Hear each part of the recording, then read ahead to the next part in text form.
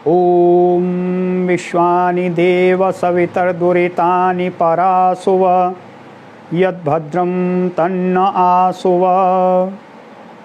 ओम शांति शांति शांति। योग दर्शन के दूसरे दिन हम आज हैं। पहले दिन में पढ़े हुए विषयों का एक बार दोबारा स्मरण करते हैं। कल हमने देखा योग के आदिवक्ता हिरण्यगर्भ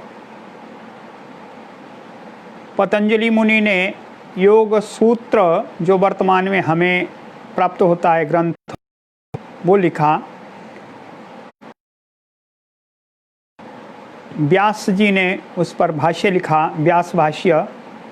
भोजराज ने उस पर टीका लिखी, वृत्ति लिखी, भोज वृत्ति के नाम से, या राज मार्तंड उसको कहते हैं, उस नाम से। उसके बाद में तत्व वैशारदी टीका हमारे सामने आती है। उसके बाद में विज्ञान भिक्षु ने उस पर योग वार्तिक लिखा। योग शब्द का विचार हमने किया। योग के 3 अर्थ हैं, अलग अलग धातु से योग शब्द निष्पन्न होता है। उसमें योग का अर्थ समाधि, एकाग्रता, ये पहला अर्थ है। दूसरा अर्थ अपने आप को संयमित करना, जैसे गीता में बताया युक्ताहार विहारस्य युक्त चेष्टस्य कर्मसु युक्त स्वप्नावबोधस्य योगो भवति दुःखः, ऐसे उसमें संयमन। तीसरा जोड़ना, अपने आप को ईश्वर से जोड़ना, ये योग है, या योग फल के रूप में गणित शास्त्र में आता है, वो योग है। इस ग्रंथ में योग दर्शन में युज समाधो, यहाँ से योग शब्द की उत्पत्ति है। समाधि के अर्थ में योग शब्द यहाँ पर प्रयोग किया गया है। योग के बारे में ये जानकर अथ शब्द मंगलार्थक है, आरंभ करने के लिए है। योग का अर्थ समाधि, अनुशासनम शिष्ट लोगों का शिक्षण, ये शिष्टस्य शासनम अनुशासनम, ऐसे संस्कृत में बताया। जो शिष्ट लोग हैं, कुछ बातें उनको आरंभिक जानकारी है, सीखे हुए हैं, अच्छे हैं, वो आगे सीखना चाहते हैं, उनके लिए योग शास्त्र का आरंभ कर रहे हैं पतंजलि मुनि। योग चित्त वृत्ति निरोधा, योग चित्त की वृत्तियों का निरोध है। तो क्या होता है उससे? तो तदा द्रष्टु स्वरूपे अवस्थानम, अगर चित्त की वृत्तियों का निरोध होता है तो दृष्टा अपने स्वरूप में अवस्थित होता है। योग नहीं करते तो क्या होता है? वृत्ति सारूप्य मित्रत्र, यदि योग नहीं किया, दृष्टा अपने आप में अवस्थित नहीं रहा, तो वृत्तियों के साथ में एक रूपता उसकी रहती है। तो वृत्तियाँ क्या हैं? हमने पढ़ा 5 प्रकार की वृत्तियाँ हैं, प्रमाण, विपर्यय, विकल्प, निद्रा, स्मृति। उनको कैसे निरोध करना, उनको वृत्ति उत्पन्न ना हो, उसके लिए क्या करना? अभ्यास वैराग्याभ्याम तन्निरोधा, अभ्यास और वैराग्य से उसका निरोध होता है। अभ्यास क्या है? स्थिति में टिके रहना, ये अभ्यास है। अपने मन को वश में रखना, दृष्ट अनुश्रव के विषय के बारे में, वो वैराग्य है। जो वैराग्य है वो परम वैराग्य, जब व्यक्ति अपने आप को, अपने आत्मा को जान लेता है तो गुणों से वितृष्णा हो जाती है, उसको परम वैराग्य बोलते हैं। ऐसे अभ्यास है वो दीर्घ काल तक निरंतर सत्कार से आसेवित है, वो दृढ़ होता है, पक्का ठहर जाता है, वो टिक जाता है, ऐसे कहा। आज अगले सूत्र से आरंभ करते हैं। ये 17वां सूत्र है। वितर्क विचार आनंद अस्मिता अनुगमात संप्रज्ञातः। इस सूत्र को देखने से पहले थोड़ा सा और विचार हम करते हैं। योग शास्त्र और सांख्य शास्त्र ये दोनों समान आधार पर टिके हैं। इनका वैचारिक आधार एक ही है। इसलिए गीता में भी भगवान कृष्ण ने कहा सांख्य योगौ पृथक बाला प्रवदन्ति न पंडिताः। जो बच्चों के जैसी बुद्धि वाले हैं वो सांख्य और योग को अलग अलग बोलते हैं। जो विद्वान हैं, पंडित हैं, वो एक ही बोलते हैं। तो क्यों बोलते हैं एक, क्यों कहते हैं एक, इसके बारे में हम विचार करते हैं। सांख्य शास्त्र कहता है आरंभ में जो प्रकृति है वो अव्यक्त रूप में है, वो मूल प्रकृति है, अव्यक्त है, उसको सांख्य में प्रधान भी कहा। अव्यक्त से उसमें 3 गुण हैं, सत्वगुण, रजोगुण, तमोगुण। अव्यक्त दशा में ये सतोगुण, रजोगुण, तमोगुण आपस में बदलते रहते हैं, आपस में उनका समान परिणमन होता है।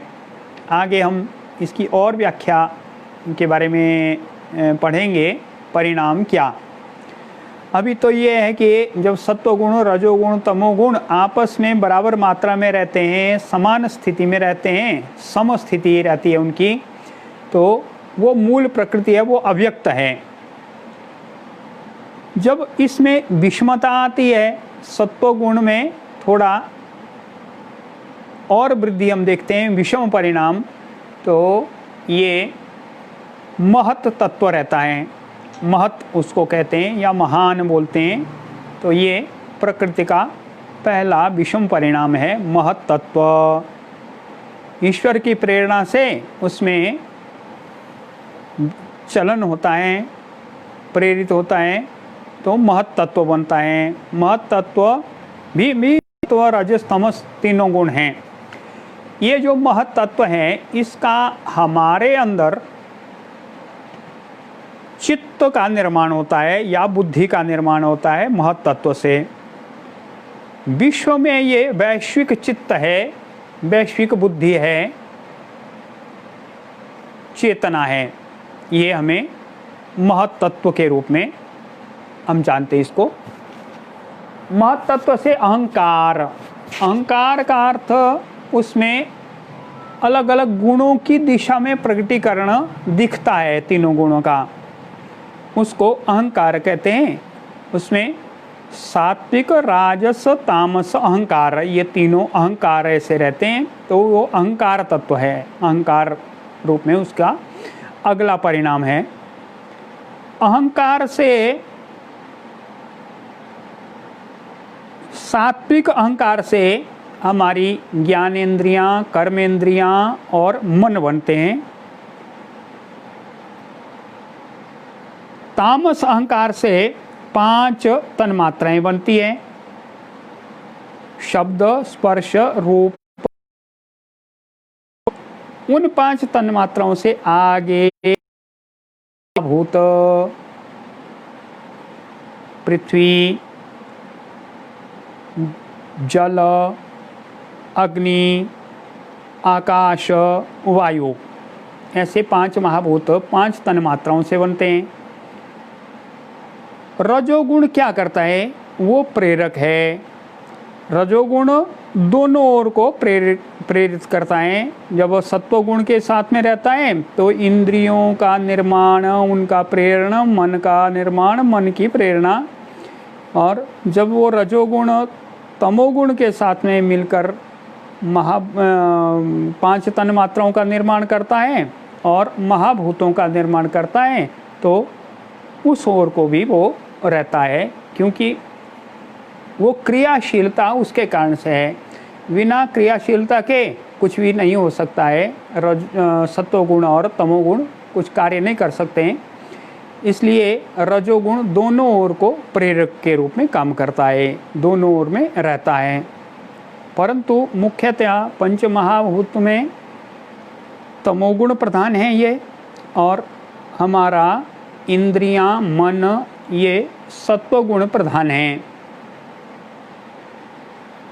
ऐसे ये मूल प्रकृति, वहाँ से महत्तत्व, महत्तत्व से अहंकार, अहंकार में तीन विध सत्व, रजस, तमस जब गुण प्रकट होना शुरू होते हैं और वहाँ से एक भूत सर्ग है, एक इंद्रिय सर्ग है। भूत सर्ग में पंच महाभूतानि और इंद्रिय सर्ग में पांच कर्मेंद्रियानि, पांच ज्ञानेंद्रियानि और एक मन।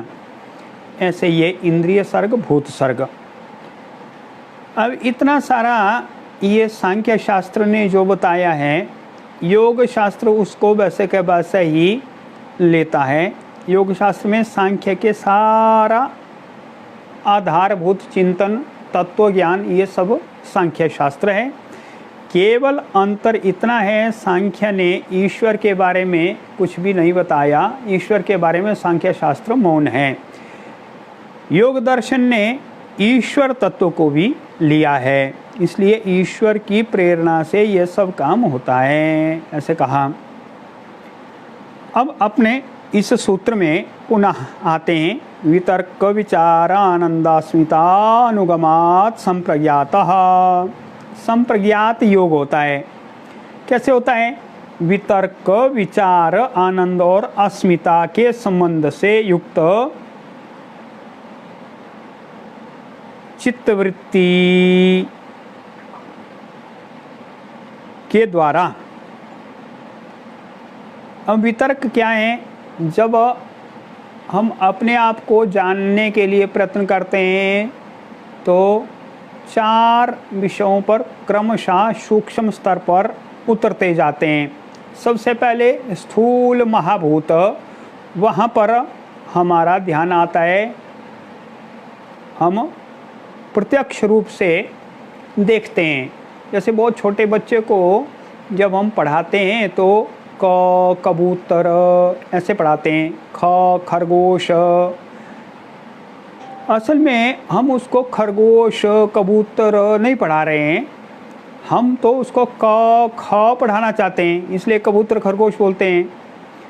परंतु अभी तक उस वर्ण को पहचानने की क्षमता उसमें पैदा नहीं हुई, इसलिए हम कबूतर जो दिखता है बड़ा सारा, खरगोश जो बड़ा सारा दिखता है, तो उसके माध्यम से हम उसको धीरे धीरे करके सूक्ष्म जगत की ओर ले जा रहे हैं। उसी प्रकार से योग शास्त्र हमें स्थूल से सूक्ष्म की ओर ले जाता है। तो आरंभ में वितर्क संप्रज्ञात या वितर्क अनुगत समाधि जो रहती है, वो स्थूल महाभूतों के बारे में जानकारी प्राप्त कराती है। वहाँ पर हमारा ध्यान जमता है, उनके बारे में हमें स्पष्टता होना आरंभ हो जाती है। विचारानुगत, विचारानुगत वो जब उससे और सूक्ष्म रूप में हम समझ करने में योग में सक्षम हो जाते हैं, तो ये विचारानुगत है। इंद्रियों का स्वरूप कैसा, वो कैसे जानते हैं, उनके द्वारा हमारे पास में कैसे विचार आता है, कैसे मन तक आता है, तो मन में उसके बारे में कैसे चित्र बनता है, ये सारा विषय। और सूक्ष्म तन मात्राएं क्या हैं, ऐसा सूक्ष्म विषय विचार का विषय है। इंद्रियों का अर्थ इंद्रियों का कार्य समझना है। इंद्रियों को जानना एक, वो तो बाह्य हैं, जैसे हमारी आँख है, आँख इंद्रिया, ठीक है। आँख क्या है, ये तो किसी बच्चे को पूछेंगे, किसी को भी पूछेंगे आँख क्या है, तो आँख को दिखा देगा वो ये आँख है। परंतु ये आँख, ये नेत्र इंद्रिया कैसे काम करती है, उसका सूक्ष्म स्वरूप क्या है, ये विचार का विषय। वैसे ये विचारानुगत समाधि जब सूक्ष्म विषय में आती है, उसके बाद में कहा आनंद अनुगत समाधि। आनंद अनुगत है जब अहंकार में हम होते हैं, अहंकार में इंद्रियों से, तन्मात्राओं से और सूक्ष्म जगत में जब हम जाते हैं तो अहंकार, सत्व, रजस, तमस जो अहंकार है, अहंकार में फिर अहंता आती है। मैं हूँ, मुझे दिख रहा है, मुझे आनंद आ रहा है, ऐसी स्थिति रहती है। मैं और आनंद ये दो विषय रहते हैं, तो ये कार, इसमें आनंदगत समाधि कहा इसको, आनंदानुगत। और चौथी है अस्मिता। जब महत तत्व तक हमारी समाधि रहती है तो अस्मिता अनुगत समाधि, तो अस्तित्व का बोध केवल मात्र रहता है, उसमें आनंद और न आनंद ये स्थिति से ऊपर उठ जाते हैं हम। अस्तित्व का बोध रहता है, अस्मिता मात्र का बोध रहता है। ऐसे ये 4 स्तर बताए समाधि के। वितर्क अनुगत, स्थूल महाभूतों में विचारानुगत, सूक्ष्म जगत में इंद्रियां, तन्मात्राएं, ये सूक्ष्म जगत। आनंद अनुगत, उसमें अहम तत्व तक, अहंकार तक हमारी पहुंच होती है, उसको हम जानना आरंभ करते हैं, आनंद की अनुभूति करते हैं। अस्मिता, अस्मिता में केवल अस्तित्व का बोध रहता है, मैंपन का भाव समाप्त हो जाता है, ये अस्मिता। ये सारे संस्कार कहाँ पैदा होते हैं? चित्त में पैदा होते हैं। चित्त महत तत्व का ही हमारे अंदर अस्तित्व है, मनुष्य जीव के अंदर, तो वो चित्त महत तत्व का रूप हमारे अंदर है। ऐसे ये चारों संप्रज्ञात योग कहे गए। आगे बढ़ते हैं। अगले सूत्र में कहा विराम प्रत्ययाभ्यास पूर्वः संस्कार शेषोऽन्यः।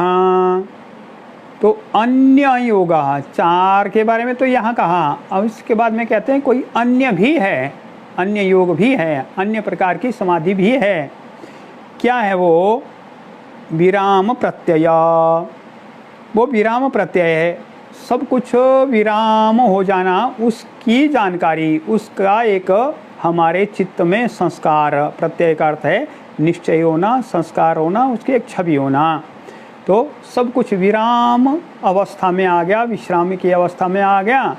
उस तरह का संस्कार जो है वो अभ्यास पूर्वः, उससे पहले बहुत दीर्घ काल तक लंबा अभ्यास किया गया है उस स्थिति में आने के लिए।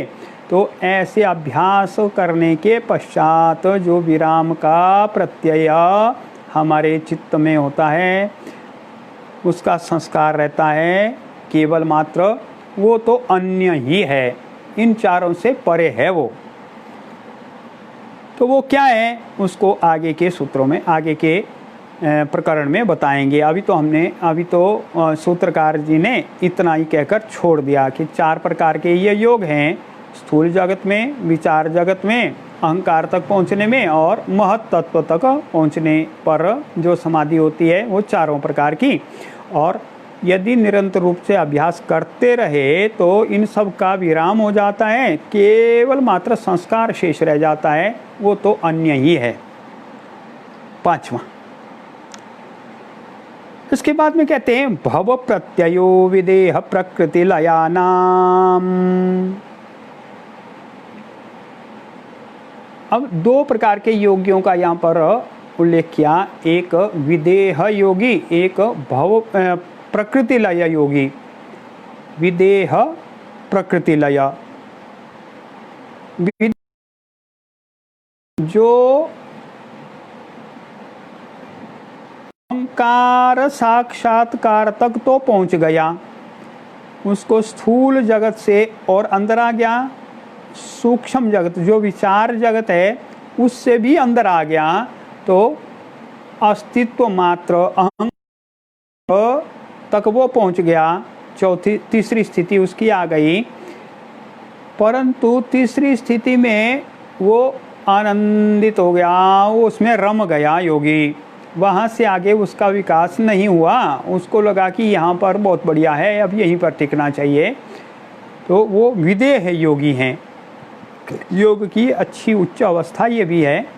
तो भगवान व्यास ने व्यास भाष्य में कहा कि ऐसे विदेह योगी मृत्यु के बाद में लंबे समय तक मोक्ष जैसा सुख अनुभव करते हैं, बाद में पुनर्जन्म उनका होता है। उसी प्रकार से प्रकृति लय योगी उनसे भी ऊंची अवस्था तक, चौथी अवस्था तक पहुंच गए। वो अस्मिता अवस्था तक जो पहुंच गए वो प्रकृति लय योगी हैं। वो अहंकार से भी ऊपर उठ गए, केवल अस्तित्व तक वो पहुँचे, अस्मिता पर्यंतम। ऐसे योगी विदेहों से भी अधिक काल तक कैवल्य जैसा सुख अनुभव करते हैं, लंबे समय तक, परंतु मुक्ति तो उनकी भी नहीं हुई, इसलिए उनका भी दोबारा जन्म होता है। वैसे कहा विदेह और प्रकृति लय योगी हैं, उनके लिए तो कारण भव प्रत्यय ही बनता है। भव प्रत्यय है, संसार में उनका पुनर्जन्म हो गया, तो यही उनके लिए एक कारण है। क्यों कारण है? जब ऐसे योगी लोग हैं, उनको पूर्व जन्म की स्मृतियाँ दोबारा जागृत होती हैं, थोड़ा सा भी उनको अनुकूल वातावरण मिलता है तो वो पूर्व जन्म की स्मृतियों से वहीं से आगे बढ़ना आरंभ करते हैं। इसलिए उनके लिए भव प्रत्यय, भव का मतलब संसार, प्रत्यय का मतलब बुद्धि, संसार में उनका जन्म हो गया तो यही उनके लिए कारण है योग का। किन के लिए? विदेह और प्रकृति लय योगियों के लिए, उनके लिए ये कारण है। अन्य के लिए क्या है? अन्य के लिए बताया अगले सूत्र में, श्रद्धा वीर्य स्मृति समाधि प्रज्ञा पूर्वक इतरेशाम। इतरेशाम अन्य लोगों के लिए, अन्य जो योगी हैं, योग मार्ग में आगे बढ़ते हैं, उनके लिए तो 5 कारण बताए, 5 सीढ़ियाँ, 5 सोपान बताए। 5 सोपान क्या बताएं? श्रद्धा, यदि वो श्रद्धा पूर्वक योग मार्ग में, तो व्यास भाष्य में कहा श्रद्धा जननी इव, माँ के समान हमारा पालन करती है माता, आगे बढ़ाती है, हाँ ठीक है आगे बढ़ो आगे बढ़ो, ऐसे बचपन में माता आगे बढ़ाती है, तो श्रद्धा वैसे ही योग मार्ग में हमें आगे बढ़ाती है। वीर्य, वीर्य का मतलब उत्साह, तो श्रद्धा, श्रद्धा के साथ में उत्साह, स्मृति, जब श्रद्धा होती है और उत्साह बनता है तो धीरे धीरे करके कुछ अनुभव आना शुरू हो जाते हैं, उन अनुभवों की स्मृति हमारे मार्ग में साधक होती है। हाँ ऐसा किया था हमने, तो ये हो गया। तो छोटे छोटे सफलताएं जब हमें मिलती हैं तो उनको याद करते हैं हम और आगे बढ़ते हैं। समाधि, एकाग्रता, उससे हमारी एकाग्रता बनती है, जब हमारी एकाग्रता बनती है तो प्रज्ञा जागृत होती है, तो हमारी बुद्धि तीक्ष्ण हो जाती है, उससे योग मार्ग में हम आगे बढ़ते हैं। ऐसे 5 सोपान बताए हम लोगों के लिए जो योग मार्ग में आगे बढ़ना चाहते हैं, अभी योगी नहीं बने। श्रद्धा वीर्य स्मृति समाधि प्रज्ञा पूर्वक इतरेशाम, अन्य लोगों के लिए तो ये मार्ग है, वहाँ से उनको योग में सफलता मिलती है। उनके लिए और आगे कहा तीव्र संवेगा नामासन्नः, यदि हमारे संवेग, हमारी भावनाएं तीव्र रहती हैं तो जल्दी योग की सिद्धि होती है, शीघ्र उसमें सफलता मिलती है। यदि भावनाएं हमारी मंद हैं तो शीघ्र सिद्धि नहीं मिलेगी। उससे अगला सूत्र भी इसी के लिए कहा, मृदु मध्याधिमात्रत्वात् ततोपि विशेषः, यदि ये संवेग मृदु हैं, थोड़े से ही हैं, छोटे से, हाँ ठीक है हम चाहते तो हैं पर प्रयत्न नहीं करते हैं। मध्य, हम थोड़ा चाहते हैं, थोड़ा बहुत प्रयत्न करते हैं, ये तो रूटीन का काम है, प्रतिदिन है, कर ही रहे हैं, ठीक है अच्छी बात है, जितना होगा उतना, जितना बढ़ पड़ता है उतना करेंगे। अधिमात्र, ये काम करना ही है इसलिए इसके लिए प्राथमिकता देना, उसके लिए समय लगाना, उसको अन्य सब कामों से पहले करना, जैसे अधिमात्र कहा।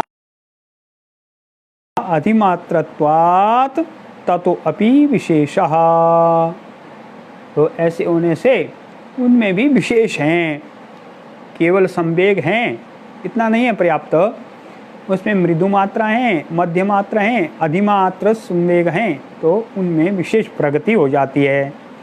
यहाँ तक हमने एक प्रकार के उपाय पढ़े, अभ्यास, वैराग्य। अब प्रश्न होता है एक ही तरीका है वृत्तियों के निरोध का या और भी मार्ग हैं? तो बताते हैं और भी मार्ग हैं, केवल एक मार्ग है ऐसा नहीं है, बहुत सारे मार्ग हैं। तो कैसा है? दूसरा मार्ग बताते हैं, ईश्वर प्रणिधानाद वा, अथवा ईश्वर की शरण में जाने से योग सिद्ध होता है। ईश्वर प्रणिधानाद वा, तो ईश्वर के शरण में जाने से वो योग सिद्ध होता है। तब प्रश्न होता है ये ईश्वर क्या है, वो कैसा है, उसके बारे में बताया अगले सूत्र में। क्लेश कर्म विपाकाशयर परामृष्टः पुरुष विशेष ईश्वरः। क्लेश कर्म विपाक और आशय से जो लिप्त नहीं है, लिपटा हुआ नहीं है, वो विशेष पुरुष है। वो भी पुरुष ही है, वो भी आत्मा है, पर वो विशेष पुरुष है जिसको ईश्वर बोलते हैं, ईश्वर कहते हैं। वो कैसा है? क्लेश कर्म विपाक आशय, इन सब से वो अपरामृष्ट है, इन सब से वो अलिप्त है, इनमें से वो लिपटा हुआ नहीं है, ये उसके साथ में चिपकते नहीं हैं, इनसे चिपका हुआ, ये उनसे उससे चिपके हुए नहीं हैं। क्या नहीं चिपके? क्लेश, क्लेश के बारे में और आगे व्याख्या करेंगे। यहाँ पर इतना जानना, अविद्या अस्मिता राग द्वेष क्लेश, अभिनिवेश क्लेश, अविद्या अस्मिता राग द्वेष और अभिनिवेश, ये क्लेश हैं, ये पांचों क्लेश हैं। अविद्या ना जानना, सत्य को ना जानना, अविद्या। अस्मिता केवल मैं जानता हूँ, ये अस्मिता का बोध है। जब हम संसार या अपने शरीर और आत्मा को एक ही समझते हैं, वो अस्मिता है। राग, जहाँ सुख मिलता है वहाँ हम चिपके रहते हैं। द्वेष, जहाँ हमें दुख मिलता है उससे हमें द्वेष हो जाता है, हम उसका अहित चाहते हैं या वहाँ से दूर होना चाहते हैं, द्वेष। अभिनिवेश, हम सदा इसी शरीर में रहना चाहते हैं, शरीर को छोड़ना नहीं चाहते हैं, मरना नहीं चाहते हैं, तो ये अभिनिवेश, ये क्लेश हैं। तो ईश्वर में ये क्लेश नहीं है। कर्म, जब क्लेश रहते हैं तो हम कर्म करते हैं, अच्छा करते हैं, बुरा करते हैं, तो उसके फल रहते हैं, अच्छे के अच्छे फल रहेंगे, बुरे के बुरे फल रहेंगे। दोबारा हमारा जन्म होगा, फिर कर्म करेंगे, फिर उसके फल आएंगे, पुनः कर्म करेंगे, ऐसे ये सारा चक्र चलता रहता है, ये कर्म है। विपाकः, जब हम कर्म करते हैं तो उसके फल कुछ उसी समय तत्काल मिलते हैं, कुछ फल दीर्घकालिक रहते हैं, जो विपाक कहते हैं उनको। ये कर्मों के फल हैं विपाक। आशय, कर्मों के कुछ संस्कार ऐसे हैं जिनके फल दीर्घकाल बाद मिलेंगे। जैसे पहले दिन में हमने उदाहरण दिया था, कंप्यूटर में जो हम काम करते हैं तो कुछ चीज़ों को मेमोरी में भेज देते हैं, तो वो मेमोरी में बनी रहती हैं। ऐसे आशय, तो आशय भी हमारे चित्त में बने रहते हैं। ईश्वर में ना क्लेश है, ना कर्म है, ना उसके फल हैं, ना उसके संस्कार जमा हैं। वह इन सब से ही अलिप्त है, अछूता है वो पुरुष विशेष, उसको ईश्वर कहते हैं। आगे ईश्वर के बारे में और बताया, तत्र निरतिशयम सर्वज्ञ बीजम। अतिशय कहते हैं बहुत अधिक, जिसकी सीमा है यहाँ तक है। कहाँ तक है? भारतवर्ष तो कन्याकुमारी तक है, वहाँ के आगे समुद्र है, तो यहाँ तक सीमा हो गई भारतवर्ष की। या दक्षिण में समुद्र से लेकर कहाँ तक? हिमालय तक है, तो उसकी सीमा हो गई। तो ईश्वर में कहा है ऐसी कोई सीमा नहीं है, वो निरतिशय है, जहाँ तक हम विचार कर सकते हैं वहाँ से भी आगे है। इसलिए और सर्वज्ञ बीजम, उसमें सर्वज्ञता का बीज है, सब कुछ जानने का जो बीज रूप में सब कुछ वो जानता है। कितना जानता है? निरतिशय, इतना तक ही वो जानता है ईश्वर, ऐसा नहीं है। हम देखते हैं हमारे से कोई अधिक जानता है, वो पूछते हैं आपको मालूम है हाँ ये क्या होता है? तो हाँ वो बताते हैं, यार ये मुझे मालूम नहीं है, तो मेरे से जो बड़े हैं उनसे पूछते हैं, ज्येष्ठ लोग हैं उनको पूछते हैं। अच्छा उनको तो अधिक ज्ञान है, उनको उनका अध्ययन भी अधिक है, उनकी जानकारी अधिक है, उनसे पूछते हैं। तो ऐसे जो अधिक जानते हैं हम उनसे पूछते हैं उनके बारे में, उनको मेरे से अधिक मालूम होगा। तो ईश्वर को कहा निरतिशय सर्वज्ञ है वो उसकी कोई सीमा नहीं है कि हाँ वो इतना तक जानता है, वो सब कुछ जानता है। आगे अगले सूत्र में और बताया ईश्वर के बारे में, पूर्वेशाम अपि गुरु काले नानवच्छेदात। हमारे लिए समय की सीमा है, मनुष्य जन्म 80 साल 100 वर्ष, या ऐसे अन्य लोगों में कहा इनका जीवन इतने वर्ष, इनका इतने वर्ष है। तो ईश्वर के लिए कहा वो कालेन अनवच्छेद, अनवच्छेद्य, समय उसको बांट नहीं सकता है कि यहाँ पर इतने समय तक वो रहेगा, इतने समय तक नहीं रहेगा, ऐसे नहीं है। वो तो हमेशा रहता है, पहले भी था, आजकल भी है, बाद में भी रहेगा। इसलिए कालेन अनवच्छेद्य, समय उसका विभाजन नहीं कर सकता है। इसलिए पूर्वेशाम अपि गुरु, वो पहले वालों का भी गुरु है, जो हमारे से पहले हुए, वेद व्यास इत्यादि, भगवान व्यास या अन्य जो महापुरुष हुए, उनसे भी पहले वो आदिकाल से हैं। ब्रह्मा जी जहाँ से सृष्टि हुई वो तो उससे भी पहले से हैं, इसलिए उनका भी गुरु हैं, पूर्वेशाम अपि गुरु। ऐसे ईश्वर के बारे में 3 बातें बताई। क्लेश, कर्म और विपाक आशय से अछूता है, अलिप्त है, वो सर्वज्ञ है। कितना सर्वज्ञ है? निरतिशय, और गुरु है सबका। क्यों? कालेन अनवच्छेदात, समय उसका विभाजक नहीं है। उसमें कहा कि उसको बोलते क्या हैं, उसको किस नाम से जानते हैं, उसका वाचक क्या है? तो आगे बताते, तस्य वाचकः प्रणवः, उसका वाचक प्रणव है, ओंकार ध्वनि जो प्रणव है मंत्र, वो उसका वाचक है, ईश्वर का सूचक वो है। आगे कहा तज्जपस तदर्थ भावनम, उसका जप करना और उसके अर्थ की भावना करना, उसके बारे में जिज्ञासा करना, जानने के लिए प्रयत्न करना, ये 2 काम करना ईश्वर प्रणिधान में, उसका जप करना, उसको जानने के लिए भावना करना। ऐसे ईश्वर प्रणिधान के बारे में बताया। अब ईश्वर प्रणिधान करते हैं, उसके नाम जप करते हैं, उसको जानने के लिए प्रयत्न करते हैं, उससे क्या हो जाता है? वदति ततः प्रत्यक चेतनाधिगमो अप्यंतराया भावश्च, उससे प्रत्यक चेतना अधिगम होता है और अंतरायों का अभाव होता है। तो प्रत्यक चेतना अधिगम क्या है? अंतरात्मा के स्वरूप का ज्ञान हो जाता है, ईश्वर के बारे में जानकारी हो जाती है, ज्ञान हो जाता है, अपने अंतरात्मा के बारे में ज्ञान हो जाता है। प्रत्यक चेतना अधिगमा ये हो जाता है, और अंतरायों का अभाव होता है। अंतराया, अब ये अंतराय नए शब्द आ गया। क्या है अंतराय? अगले सूत्र में अंतरायों के बारे में बताया। अगला सूत्र कहता है व्याधि स्त्यान संशय प्रमादालस्या विरति भ्रांति दर्शनालब्ध भूमिकत्वान्नवस्थितत्वानि चित्त विक्षेपास्ते अंतरायाः। इसमें कहा 9 चीजें गिनी, वो चित्त विक्षेपाः हमारे चित्त को विक्षिप्त करते हैं, उठा पटक करते हैं उसमें। इनको अंतराय कहा। ये अंतराय हैं, विघ्न हैं। क्या क्या बताएं?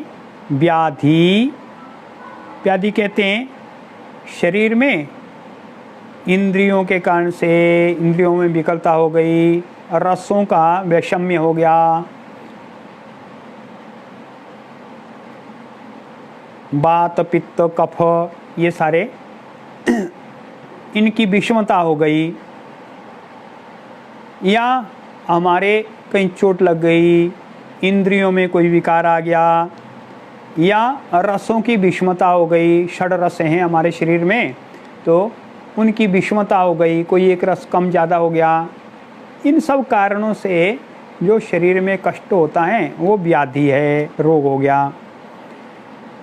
स्त्यान, स्त्यान है जो अकर्मण्यता, हम काम करना नहीं चाहते हैं, योग मार्ग में आगे बढ़ने का मन नहीं होता है, उसको स्त्यान बोलते हैं। संशय, संशय अपने आप पर विश्वास नहीं रहता है, अरे मुझे ये काम करना है तो कहीं ऐसा ना हो जाए, कहीं उसमें बिगड़ ना आ जाए, कहीं कोई समस्या ना खड़ी हो जाए, तो संशय। प्रमाद, प्रमाद है हम तो शरीर के रूप से ठीक है, मेरे शरीर में कोई कमी नहीं है, स्वस्थ हैं और सब चीज़ें ठीक हैं, पर प्रमाद है, कल कर लेंगे, परसों कर लेंगे, ऐसे हम उसको टाल देते हैं। तो ये प्रमाद है, उसकी अवहेलना कर देते हैं। हाँ कोई नहीं, आप कर लो, हम कल कर लेंगे योग, ये प्रमाद। आलस्य, आलस्य हमारे शरीर में तमोगुण के कारण से भारीपन आ जाता है, नींद जैसी स्थिति आती है, ये आलस्य है। अविरति,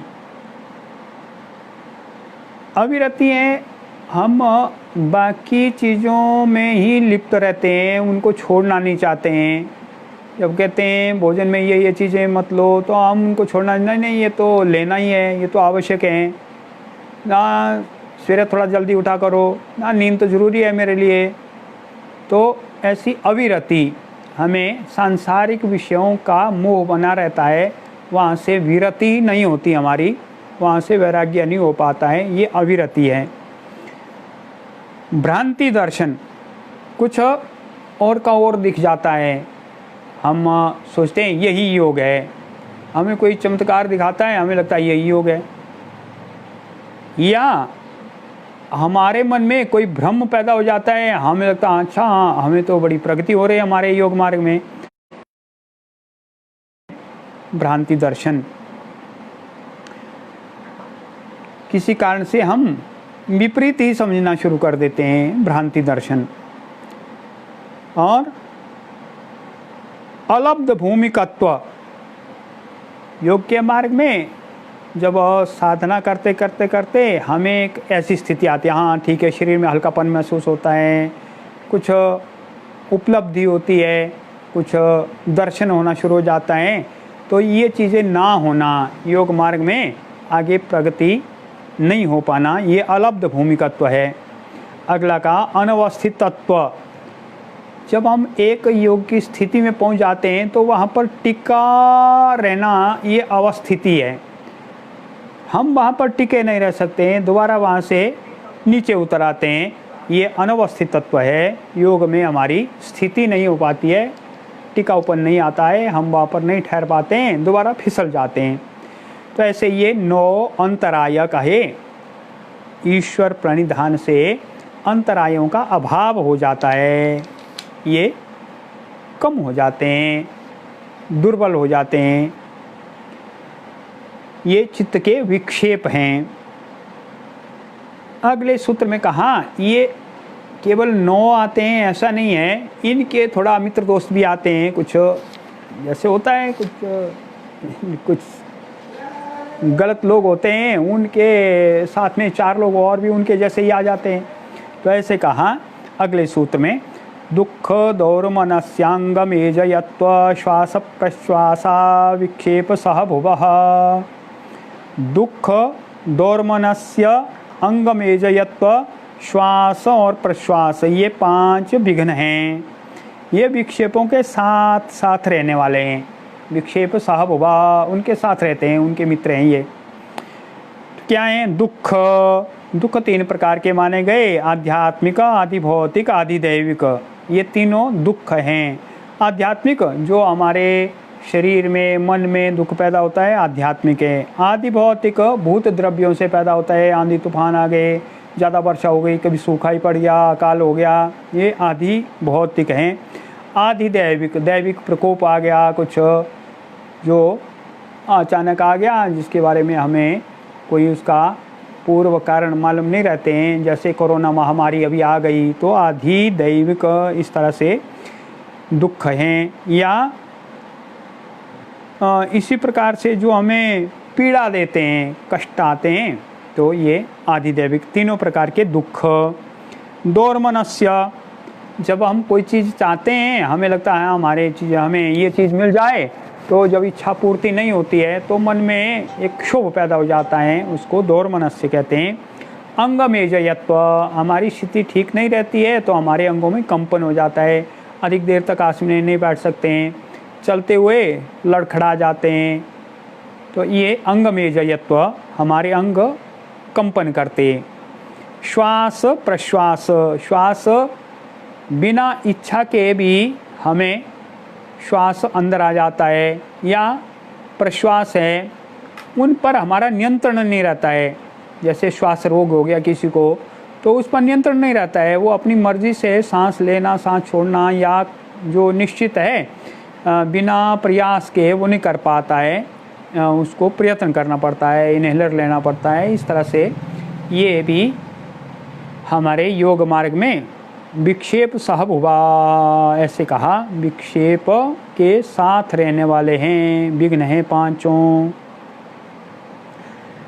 इनके लिए क्या करना? तत्प्रतिषेधार्थम एक तत्वाभ्यास, इनके प्रतिषेध के लिए, इनको दूर हटाने के लिए, इनको नकारने के लिए एक तत्व का अभ्यास करना। एक तत्व क्या है? ईश्वर है, तो ईश्वर का अभ्यास करना, ईश्वर में ही मन लगाना, ऐसे कहा। तो ये दूसरा उपाय बताया, ईश्वर प्रणिधान। अब प्रश्न होता है, कोई कहता है कि ये 2 ही मार्ग हैं कि और भी मार्ग है? तो बताते हैं और भी मार्ग हैं। हमारे मन को निर्मल करने के लिए मार्ग हैं। क्या? मैत्री करुणा मुदितोपेक्षाणाम सुख दुख पुण्य पुण्य विषयाणाम भावना तश्चित्त प्रसादनम। मन का प्रसादन होता है, मन की प्रसन्नता होती है, हमारा मन एक अच्छी स्थिति में रहता है, प्रसन्न अवस्था में रहता है। कैसे रहता है? तो कहते हैं 4 प्रकार के प्राणी, 4 प्रकार के मनुष्य विश्व में रहते हैं। कैसे? एक तो सुखी हैं, वो सुख अनुभव करते हैं, अच्छा वो सुखी हैं, सुख साधन भी उनको मिलते हैं, और लोग भी उनके बारे में अच्छा बोलते हैं, ठीक है, भले आदमी हैं, तो ये सुखी हैं। उनकी बहुत बड़ी इच्छा भी नहीं है, जो इतनी इच्छा है उनकी पूरी हो रही है, लोगों के बीच में उनका अच्छा मान प्रतिष्ठा भी है, वो भी प्रसन्न, लोग भी प्रसन्न, सुखी।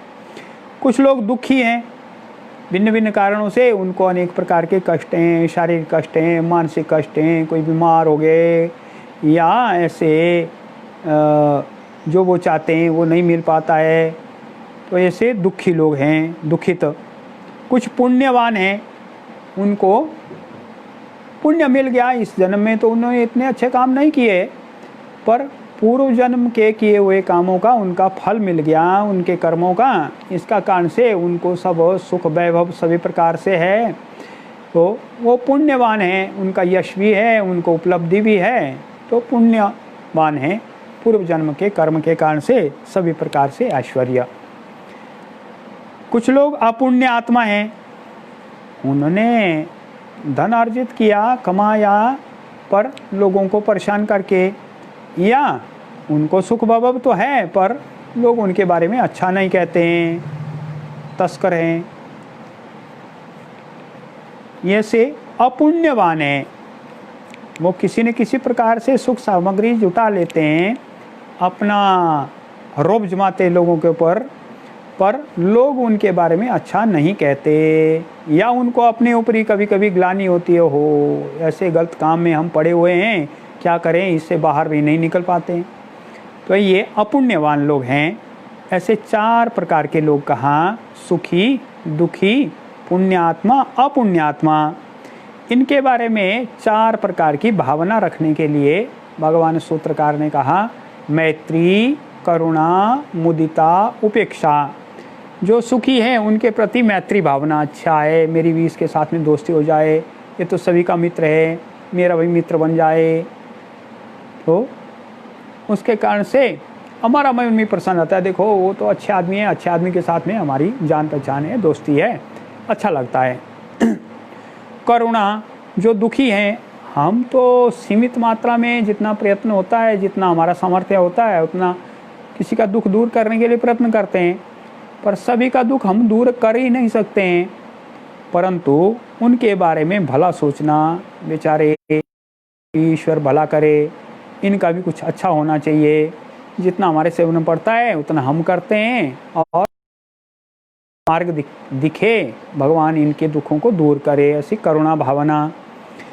मुदिता, जो पुण्य आत्मा है, उनके बारे में प्रसन्नता, अच्छी बात है, ये किसी न किसी पुण्य कर्म के कारण से इनका अच्छा स्थान बन गया, तो हमें खुश होना चाहिए, अच्छी बात है, ठीक है।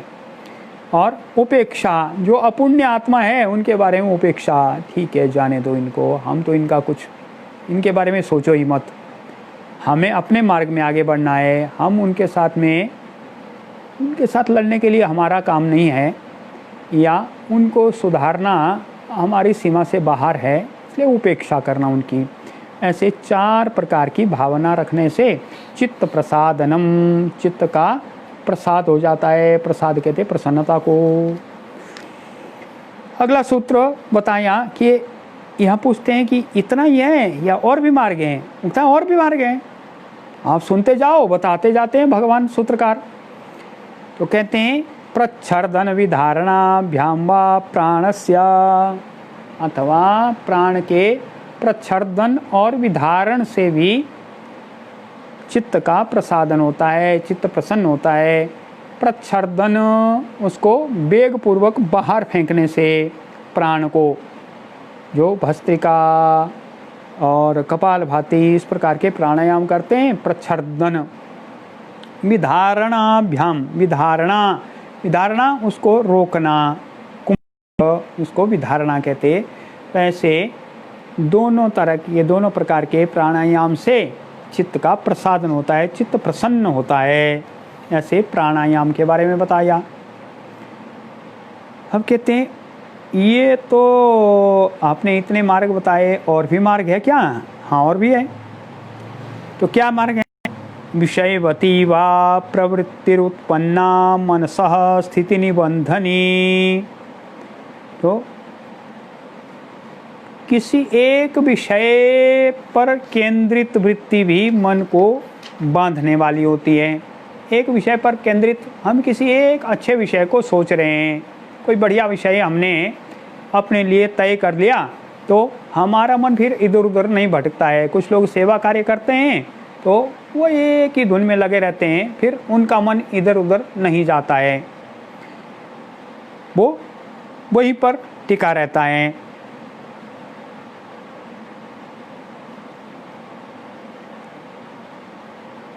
कैसा रहता है?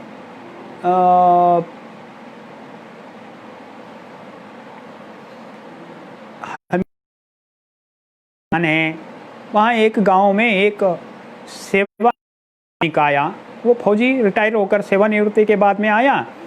वो प्रतिदिन वहाँ गांव के आसपास वन भूमि में, जो वहाँ जंगल की भूमि थी, व्यक्तिगत भूमि नहीं किसी की, वहाँ पर आम के बीज और आम के वो छोटे पौधे वहाँ पर लगाता था। अनेक स्थानों से वो आम की गुठली, बढ़िया बढ़िया आमों की वहाँ लाता था, देसी आमों की, और उसको लगाता था। प्रतिदिन वो ये काम करता रहता था, रोज़ ये काम करते करते कई वर्ष हो गए। और अब वहाँ पर देखते हैं आसपास में बहुत सारे आम के पेड़ लगे हुए हैं, लोग उनको खाते हैं, आम वहाँ से ले जाते हैं, अपने आप उसको आम को खाते हैं, अचार बनाते हैं। तो ऐसा कहा विषयवती प्रवृत्ति, उसने एक वृत्ति में लगा लिया अपने आप को, तो इधर उधर के बात, बुरे विचार और किसी का हित करना या कोई अन्य इधर उधर के भटकाव उसके दिमाग में नहीं आते थे। वो प्रतिदिन वहाँ पर जाता था, आम के पेड़ लगाता, आम की गुठली लगाता और रक्षा के लिए प्रयत्न करता, और के कारण से वहाँ पर आम का एक जंगल ही तैयार हो गया। ऐसे कोई विषय लेकर हम एक तरफ को लग जाते हैं, एक और को लग जाते हैं, तो ये मन को बांधने वाली वृत्ति होती हैं। उसमें कहा इसकी अगली स्थिति है विशोका वा ज्योतिष्मती, अथवा जब ये वृत्ति विशोका और ज्योतिष्मती वृत्ति होती है तो ये मन को व्यवस्थित कर लेती है। ज्योतिष्मती वृत्ति के बारे में आगे योग दर्शन में विस्तार से हम जानेंगे।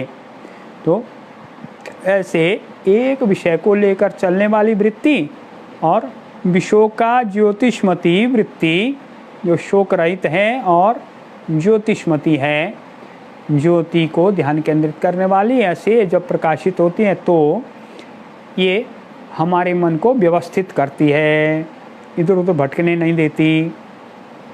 और भी मार्ग बताया एक वीतराग विषयवा चित्तम, अथवा जब हमारा चित्त किसी वीतराग व्यक्ति को, वीतराग आचार्य को, किसी पहुँचे हुए व्यक्ति को विषय करता है, हाँ वो ऐसे थे या वो ऐसे हैं, हम भी ऐसे बने। जब हम उसके बारे में अपने मन में निश्चय करते हैं तो हम वैसा बनने के लिए प्रयत्न करते हैं, फिर हमारा मन इधर उधर नहीं भटकता है, हमारे सामने एक आदर्श वो रहता है। अगला सूत्र कहा स्वप्न निद्रा ज्ञानालंबनम वा, अथवा स्वप्न के आलंबन से जब योगी योग मार्ग में आगे बढ़ता है तो उसे अच्छे सपने आते हैं, तो उनके आधार पर वो सोचते हो अच्छा ऐसा है, तो आगे बढ़ने का मार्ग मिल जाता है। निद्रा, तो निद्रा भी जब व्यवस्थित निद्रा रहती है तो उसके ज्ञान से भी हमें आनंद की अनुभूति होती है, हम आगे बढ़ते हैं। व्यवस्थित निद्रा हो गई तो दूसरे दिन फिर हमारा मन तरोताज़ा होता है। अगर निद्रा में व्यवधान होता है तो योग मार्ग में बाधा खड़ी होती है। तो स्वप्न के ज्ञान से, निद्रा के ज्ञान के आलंबन से भी हम आगे बढ़ते हैं, चित्त में प्रसन्नता होती है। अगला सूत्र कहाँ यथाभिमत ध्यानाद वा, जैसा अभिमत है वैसा ध्यान करने से। क्यों कहा, भगवान सूत्रकार पतंजलि के समय में ध्यान की अनेक पद्धतियाँ प्रचलित थी, सभी पद्धतियाँ अच्छी हैं, इसलिए पतंजलि मुनि कहते हैं यथा अभिमत, आप देखो, समझो, परखो और जो आपको अच्छी पद्धति लगती है ध्यान की वैसे आप ध्यान करो। या दूसरे प्रकार से आपके जैसे इष्ट देव है, जैसे आपके मन की भावना है, शास्त्रों के अनुसार अध्ययन करने पर फिर शास्त्र जैसा कहते हैं, बहुत सारे मार्ग बताते हैं, जिस मार्ग से आपको चलना अच्छा लगता है उसी मार्ग से आप ध्यान करो। ऐसे यथाभिमत ध्यानाद्वा, ऐसे ऐसे उपाय बताए तो हम इसको दो बांट सकते हैं। एक तो जो प्रत्यक्ष उपाय हैं, तो प्रत्यक्ष उपाय कैसे हैं, अभ्यास, वैराग्य, ये प्राणायाम मन को प्रसन्न करते हैं, उनके मलों को, उनके मैल होते हैं, ऐसे हैं, जैसे शोका ज्योतिष्मति प्रवृत्ति